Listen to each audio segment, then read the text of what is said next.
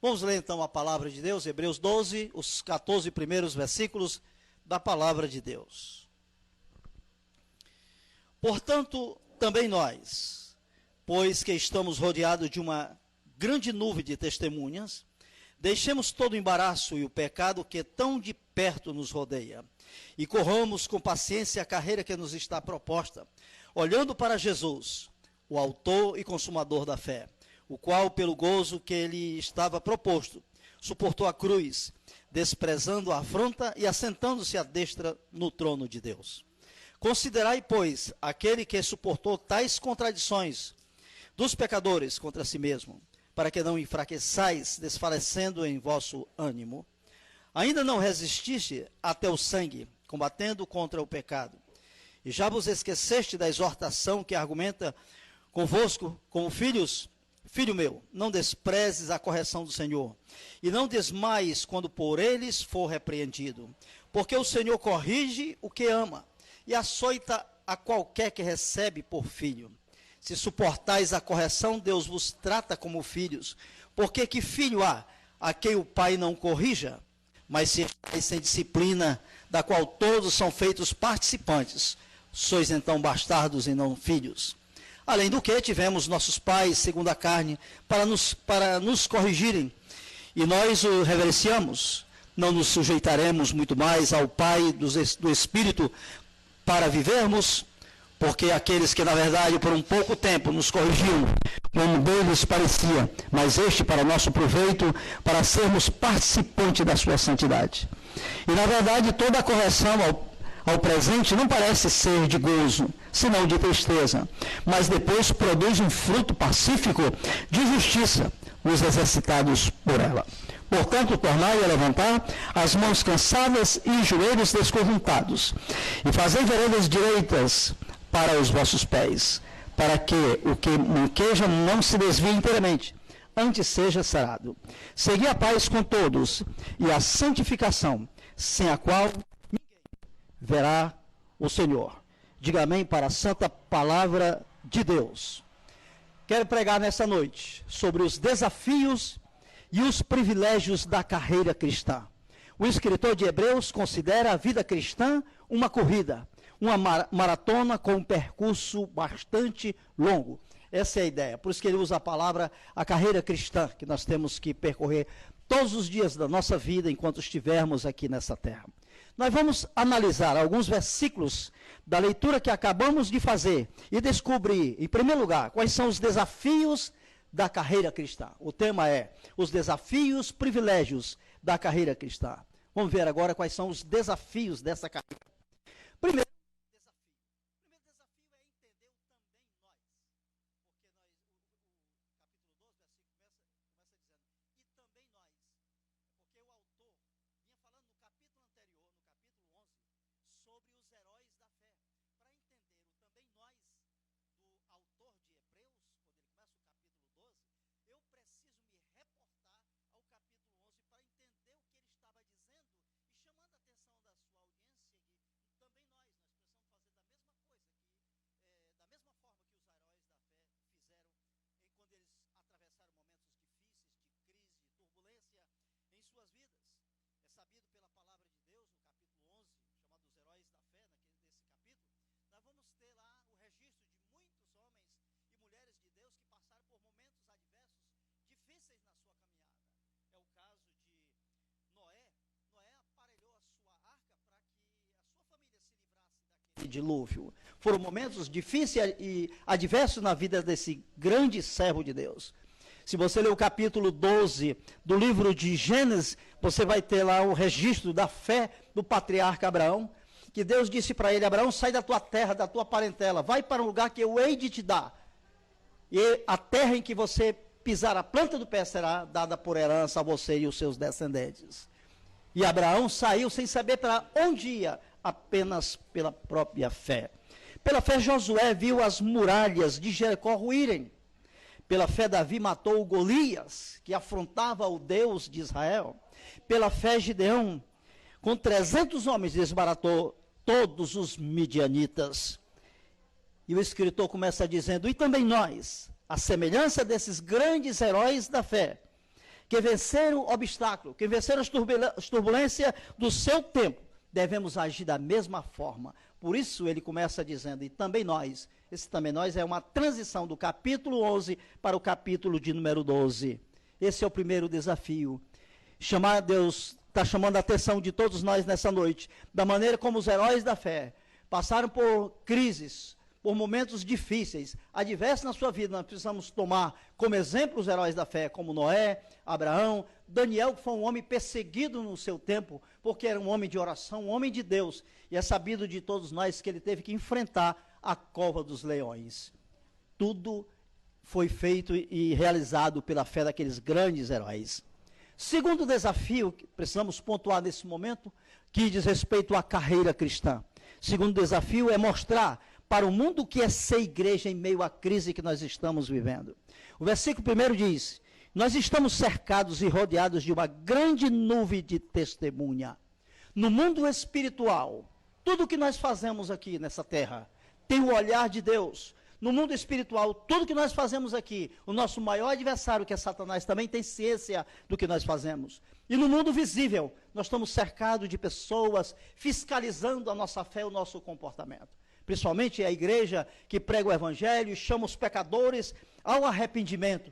A igreja precisa mostrar fé, precisa mostrar testemunho, santidade num momento tão atípico, tão adverso como nós estamos vivendo hoje. E o desafio de tirar todo o embaraço dessas testemunhas que tanto nos rodeiam todos os dias da nossa vida, cobrando santidade de nós, cobrando na nossa fé e um comportamento cristão em meio aos momentos difíceis que nós estamos vivendo. Mas, meus amados irmãos, o que nós temos visto aí, não a igreja de um modo geral, mas uma boa parte da igreja, não tem mostrado um bom comportamento durante esse isolamento social. São os irmãos que aproveitam as redes sociais e através de fake news fica passando coisas que não têm o mínimo sentido. Os cristãos que estão hoje assumindo bandeiras partidárias que não tem nada a ver com a missão da nossa igreja. Isso, nós estamos cercados de testemunha e o povo está olhando o comportamento da igreja nesses dias, como ela deve estar se portando. Nas eleições para presidente da República, foi um verdadeiro caos. Grandes problemas, a igreja realmente criou gosto pela política naqueles 2 anos atrás para a presidência da República, e hoje a igreja começou a criar gosto demais. E nesse momento do coronavírus, onde os irmãos estão nos lares, nesse isolamento social, a gente percebe muitos irmãos assumindo bandeiras partidárias, que não faz parte da missão da própria igreja. Eu lembro perfeitamente, fazendo uma leitura da história da igreja, no ano 313, no dia 13 de junho de 313, Constantino, imperador romano, escreveu um decreto chamado Édito de Milão, acabando com as perseguições à igreja, aos cristãos no Império Romano, e colocando o cristianismo como religião oficial do Império Romano. Até então, uma igreja que quase 300 anos, todos os apóstolos, menos João, foram mortos, foram martirizados, muitos que experimentaram a cruz e a arena ali no Império Romano, para se entender que aquele momento do Édito de Milão, que o cristianismo deixou de ser perseguido pelo Império, pode até imaginar que alguém tenha dado aleluia, muita alegria naquele tempo, mas foi o contrário para a igreja. A igreja sai de uma postura de escrava do Império e ela assume a postura de rainha. Então a igreja, de lá para cá, ela começou a criar gosto pela própria política em si. E ela sai dessa posição de escrava para rainha. Essa não é a missão da igreja. Como já preguei em outros sermões, a igreja não tem partido. Jesus disse, dá a César o que é de César e a Deus o que é de Deus.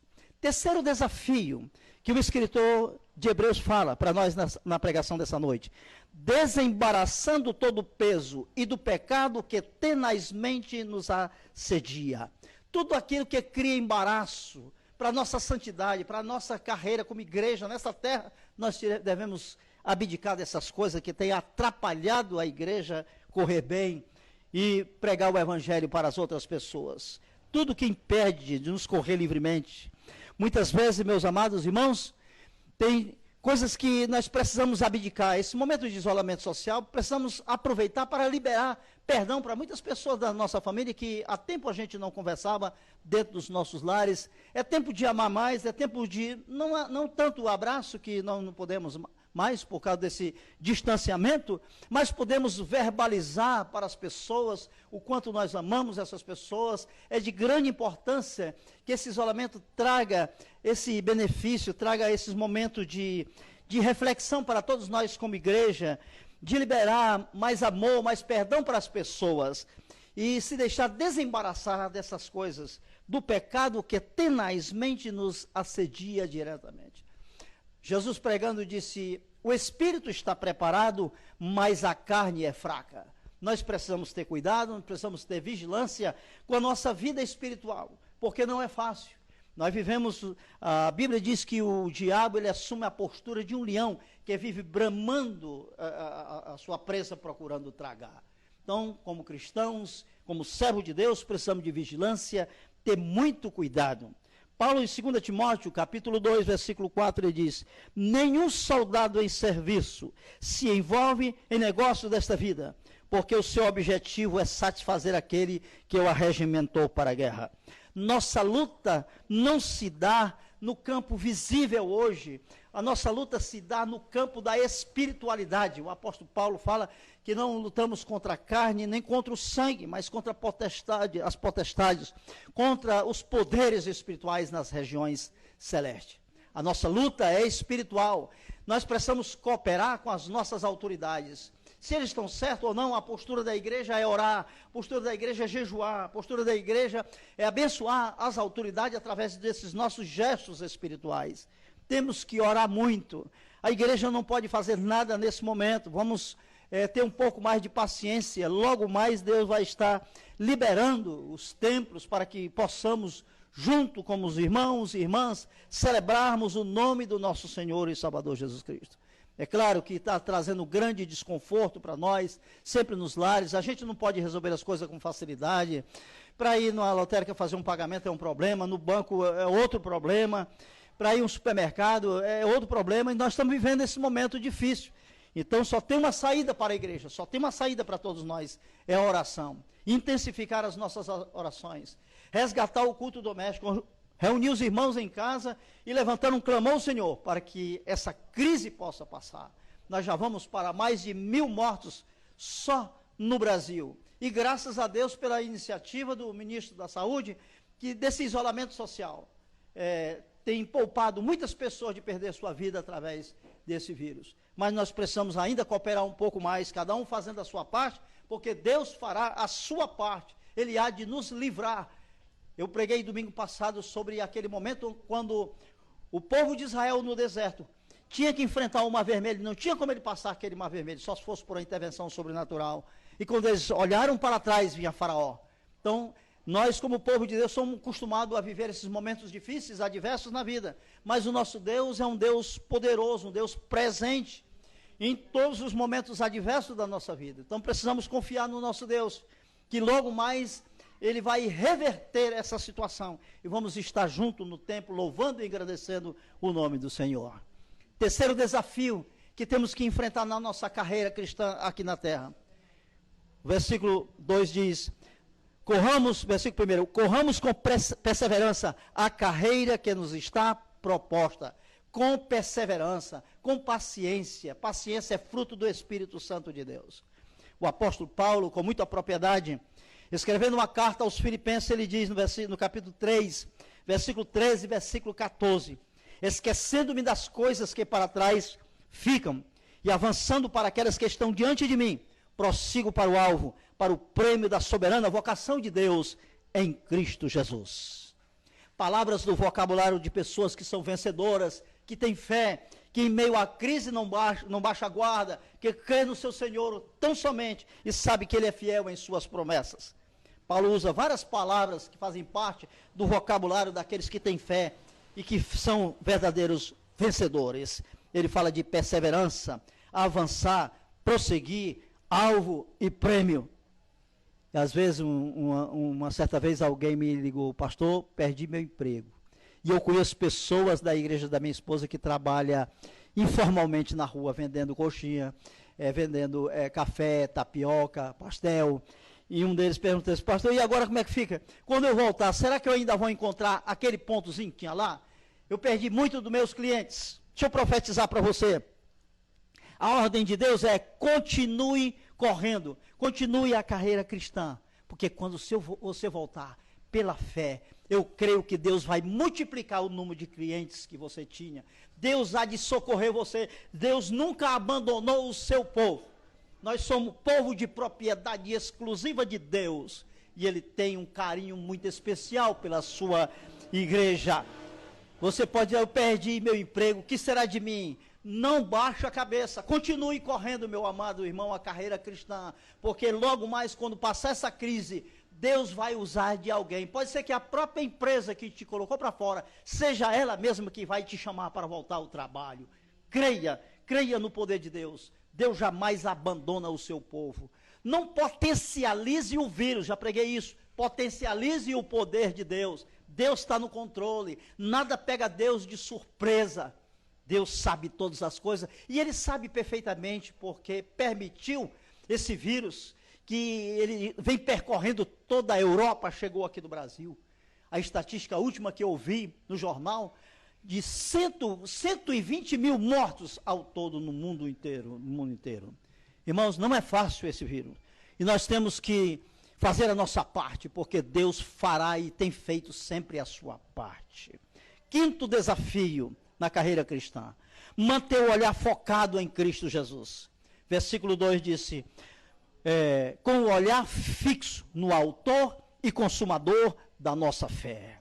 Suas promessas são fiéis. Não tem variação no caráter de Deus. Sua palavra é fiel, é verdadeira. Seus planos jamais podem falhar, ser frustrados seus planos. Jó, depois de passar um sofrimento grande na sua vida, ele disse: nenhum dos teus planos podem ser frustrados. Eu te conheci apenas de ouvir, mas hoje os meus olhos te veem. Deus controla a história, nada sai do seu controle, porque Deus é quem efetua em vós, tanto o querer como o realizar, segundo a sua boa vontade. Então nós aprendemos agora os desafios. O desafio primeiro, e também nós temos que usar do mesmo comportamento que os heróis da fé. Eles, nos momentos difíceis e adversos da sua vida, eles reagiram com fé, com resiliência, e creram tão somente no Senhor, ao ponto de ganhar uma vaga no cano sagrado. Está escrito no capítulo 11 de Hebreus. E agora vamos para os privilégios da carreira cristã. Versículo 3 disse: considerai. Vamos ler, versículo 3 disse: considerai, pois, aquele que suportou tais contradições dos pecadores contra si mesmo, para que não enfraqueçais, desfalecendo nos vossos ânimos. O que eu aprendo quando Hebreu disse considerai? Considerai, eu preciso fazer uma análise do sofrimento de Jesus, que não dá nem para comparar com o nosso. Considerai o sofrimento do próprio Cristo, que sem pecado nunca cometeu uma falha, sem defeito algum, foi à cruz do Calvário por causa de mim e por causa de você. Ele deu a sua vida. Então, se o nosso mestre foi passivo de tanto sofrimento, tantos açoites, tanta desmoralização, até chegar à cruz do Calvário para morrer no meu lugar, e hoje domingo, comemoramos a ressurreição, quando ele venceu a morte. Temos tudo como igreja para sermos alegres, felizes, mesmo em meio a essa crise que nos coloca, que nos enclausura dentro das nossas casas. Temos um Deus que é maior do que a crise, temos um Deus que é maior do que o vírus, precisamos crer nele. E outro privilégio que eu posso descobrir na leitura que fizemos do capítulo 12, está do versículo 5 até o versículo de número 13. Aqui fala sobre Deus como Pai, a pedagogia de Deus como Pai. Como é que Ele trata a sua igreja? Como é que Ele trata a sua noiva? Porque essa crise que assola todo o povo brasileiro, a Europa, todo mundo, tem uma resposta da própria palavra de Deus. Versículo 5 diz assim: já vos esqueceste? Está falando para nós como igreja nessa noite. Já vos esqueceste da exortação que argumenta convosco como filhos? Filho meu, aqui Deus está dizendo para nós como igreja hoje: filho meu, igreja, não despreze a correção que vem do Senhor. Igreja, não desmaies quando por Deus fores repreendido. Igreja, porque o Senhor corrige, a igreja porque ama. Açoita a qualquer que recebe como filho. Se suportais a correção, Deus vos trata como filhos, porque que filho há que o pai não corrija? Mas se estáis sem disciplina, da qual todos são feitos participantes, sois bastardos e não sois filhos de Deus. Além do que, tivemos nossos pais segundo a carne, para nos corrigirem, e nós os reverenciamos, não nos sujeitaremos muito mais ao Pai dos Espíritos, que é o nosso Deus, para vivermos? Porque aqueles que, na verdade, por um pouco de tempo nos corrigiam como bem lhe parecia, mas este, que é Deus, para o nosso proveito, para sermos participantes da sua santidade.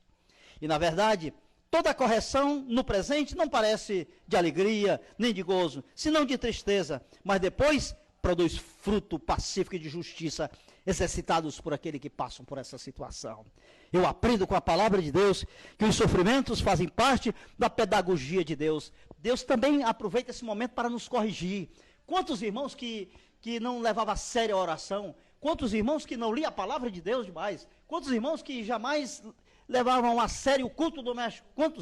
Quantos nos lares agora estão valorizando a oração? Quantos estão lendo mais a palavra? Quantos estão mais em comunhão com a sua família, vivendo o corpo de Cristo, amando mais uns aos outros? Deus sabe realmente o que Ele faz. Não podemos jamais avaliar os planos de Deus. Ele sabe todas as coisas cooperam para o bem daqueles que amam a Deus e que são chamados segundo os seus decretos. Palavras do vocabulário do nosso Deus, no que diz respeito à sua pedagogia. Ele está hoje nos corrigindo, nos exortando. Os açoites, que é esse desconforto de estar nos lares sem poder se confraternizar com ninguém, sem poder sair, isso faz parte da correção do nosso Deus, faz parte da sua disciplina. Muitas vezes ele usa desse expediente para nos tornar, para trabalhar mais o caráter da sua igreja. Ele está trabalhando o nosso caráter, está nos tornando mais cristãos, está nos tornando mais santos. Louvado, engrandecido seja o nome do Senhor por essa crise que nós estamos vivendo. Em tudo dai graça, diz a palavra do Senhor. Não com masoquismo, nós estamos aqui alegre pelos mortos, jamais eu estou falando nesse sentido, mas a alegria de saber que nós temos um Deus que corrige, que nos disciplina, simplesmente porque Ele quer trabalhar o nosso caráter, quer trabalhar o caráter da sua igreja. Nós precisamos agora ter um comportamento diferenciado nessa sociedade como igreja do Senhor Jesus. Os açoites, as exortações, as correções, a disciplina, tem um objetivo, está no versículo de número 11. Para que a igreja produza frutos de justiça. E a última recomendação do Senhor, como privilégio de todos nós, e que nós devemos louvar o Senhor por isso, pelo seu carinho, pelo seu cuidado. Ele disse, segui a paz com todos e a santificação, sem a qual ninguém verá o Senhor. Essa é a palavra de ordem para nós, nesse momento tão adverso, tão difícil que nós estamos vivendo como igreja hoje. E eu quero profetizar. Deus, essa crise vai passar. Deus há de preservar os seus. Deus há de preservar os seus eleitos. Eu quero profetizar também nessa noite que Deus há de guardar todo o arraial dele, toda a sua igreja espalhada por toda a face da terra, que nesse domingo, com tanta dificuldade, online, mas que louva o Senhor, que igreja para nós não é templo, não é endereço, não é instituição. Deus é a reunião de 2 ou 3 pessoas no nome de Jesus. Jesus ensinou isso. E a igreja está aprendendo hoje que igreja é corpo de Cristo Jesus, santuário somos nós, templo e do Espírito Santo somos todos nós. Isso é igreja. Queridos irmãos e irmãs, encerro essa palavra desejando a todos nós mais alguns dias de muita paciência, fé naquele que pode todas as coisas, porque o nosso Deus, com certeza, logo mais, vai aliviar essa situação. E nós vamos estar juntos no templo para celebrar o nome poderoso daquele que nos ama e que nos quer bem. Amém? Glória a Deus.